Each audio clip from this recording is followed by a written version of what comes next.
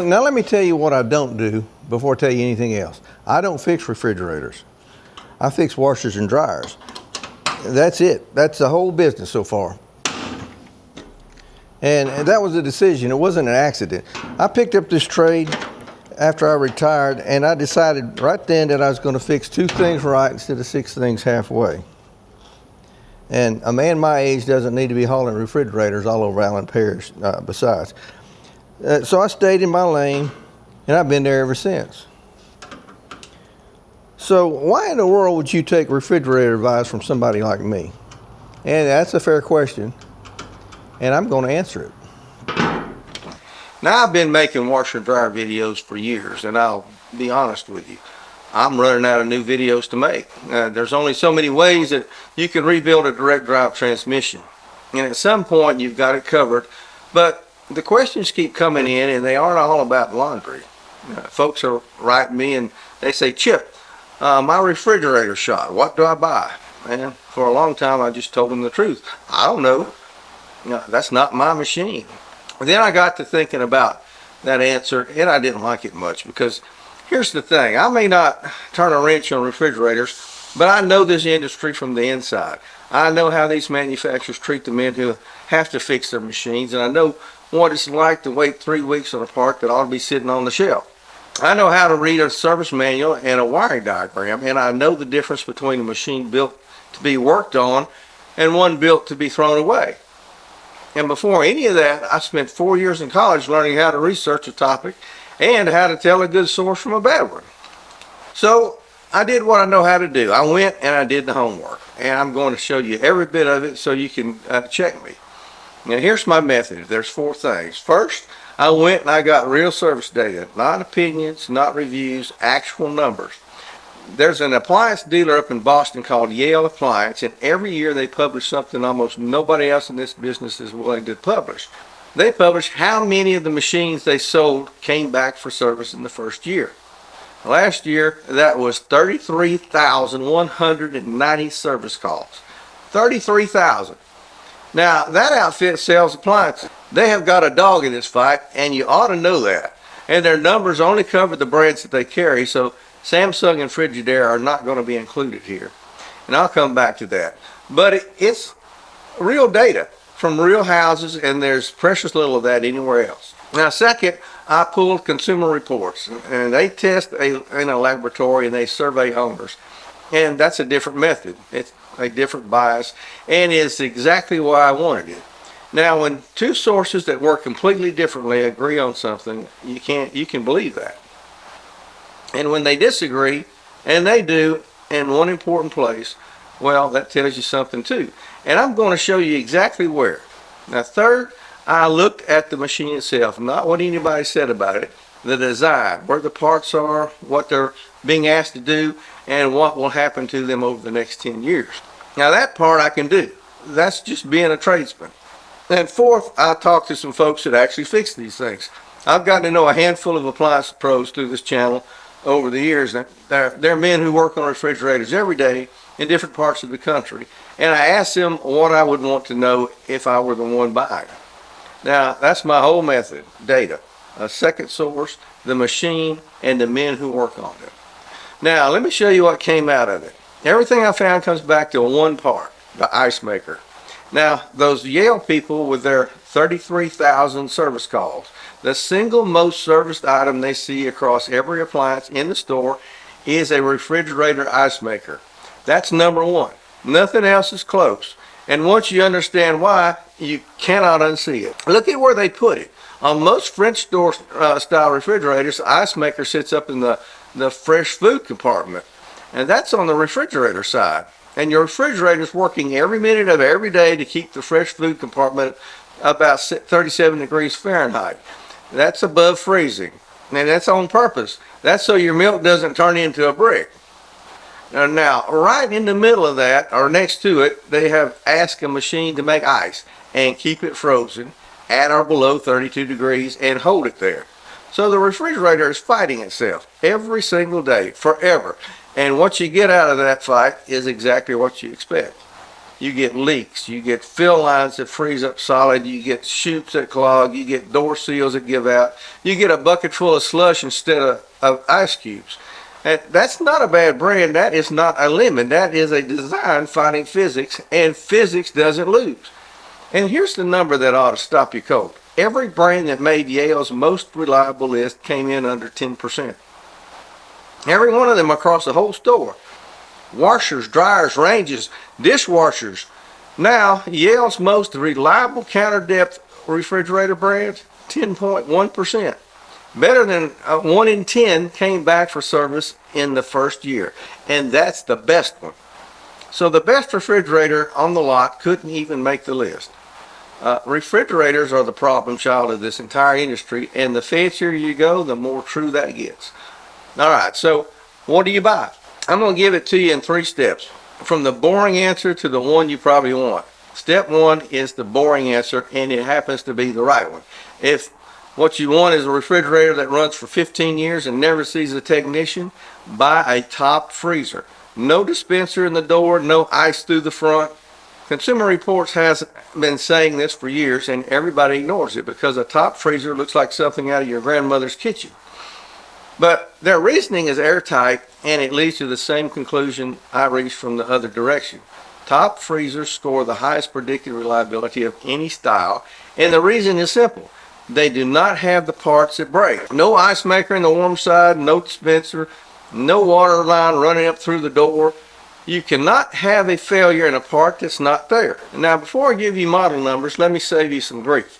These manufacturers change model numbers constantly, and most of the time they are not changing the machine. They are changing a letter on the end because it's a different color or because it's going to a different store. It's got the same guts, the same parts, but with a different sticker on it. So if you go looking for what I named here and you find something with one letter off or a number bumped up by 1, that is very likely the same refrigerator. Don't panic about it. But do check one thing. Look at the specs and make sure the cubic feet and the dimensions still match what I told you. Because every now and again, they really do change the machine and keep the family name. That's rare, but it does happen. Now you want to match the size and the layout, and you have almost certainly got the right one. And here's what I'd buy. The one that I'd point you to is the Whirlpool WRT 518SZ-FM. It has 18 cubic feet, 28 inches wide, and the ice maker is an add-on kit. It does not come standard, which is in my book is a feature, not a shortcoming. It runs about $800 in the summer of 2026. Now that is a plain machine, and plain machines last. Now step 2, you want a French door anyway. Well, I know you do. Most people do, and I'm not going to lecture you about it because the missus insists on one in my house. It's your kitchen and it's your money.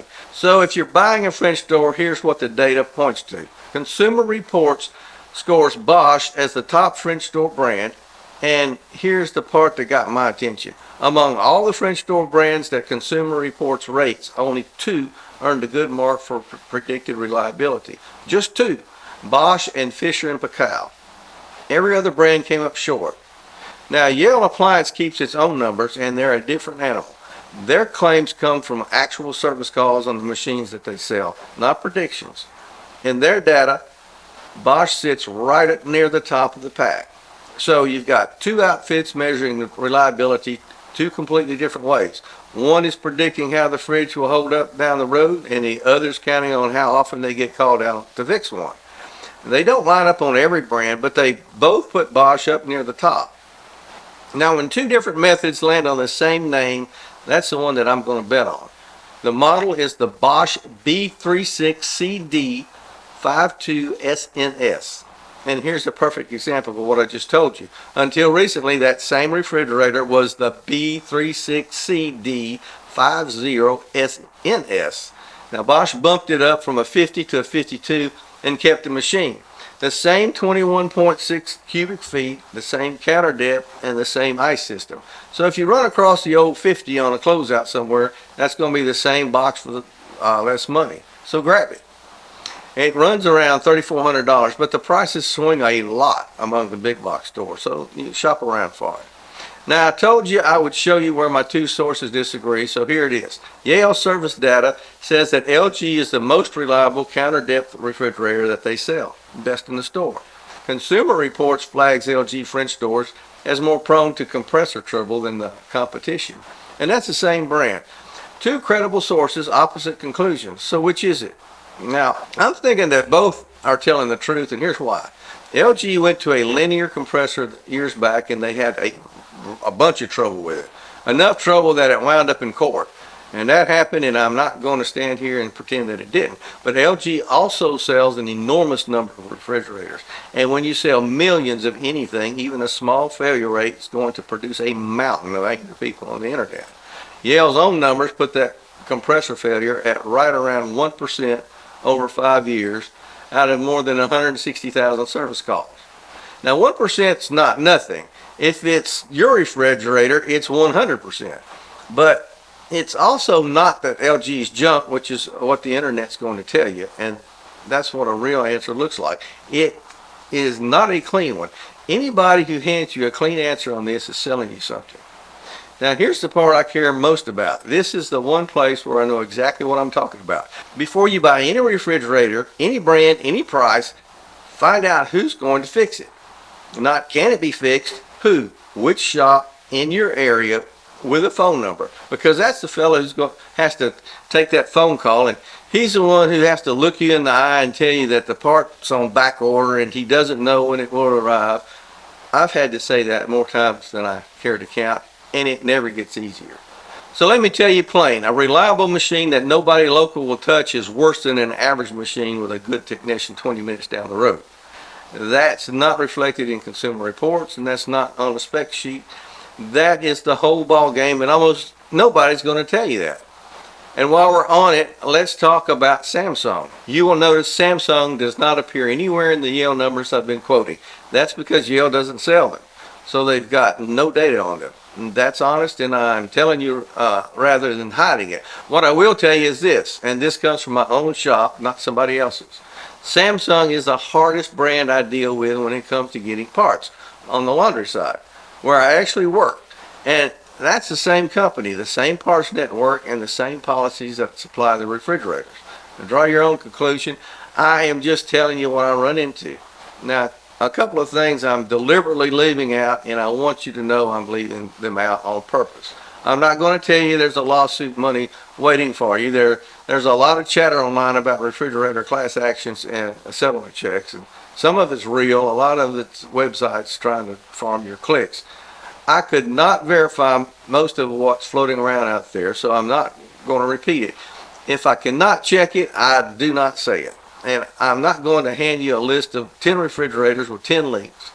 I found 2 machines I'd actually stand behind, and that's what I've got. If I padded that out to 10 just to give you more to click on, you ought to stop listening to me. And speaking of that, yes, there are links below, and yes, if you buy through them, I make a few dollars. That's how I keep the lights on around here. It did not change one word of what I just told you, and now you know, so you can weigh it however you like. So there it is. If you want it to last, get the top freezer, the Whirlpool WRT 518 SZFM, plain as a fence post, and it will outlive your kitchen. You want the French door, the Bosch B36CD52SNS. It is the one brand that 2 different sources using 2 different methods both put at the top. And whatever you buy, call a repair shop in your town first and ask them if they work on it. Do that before you spend the money, not after. I don't fix refrigerators, but I know how to research one, and I know what happens after the warranty runs out because I live in that part of the story every single day. If this was useful to you, there's a whole lot more where it came from, and if it's a washer or a dryer that you're after, well, now you're in my wheelhouse. Thanks for watching. I'm Chip, and I'm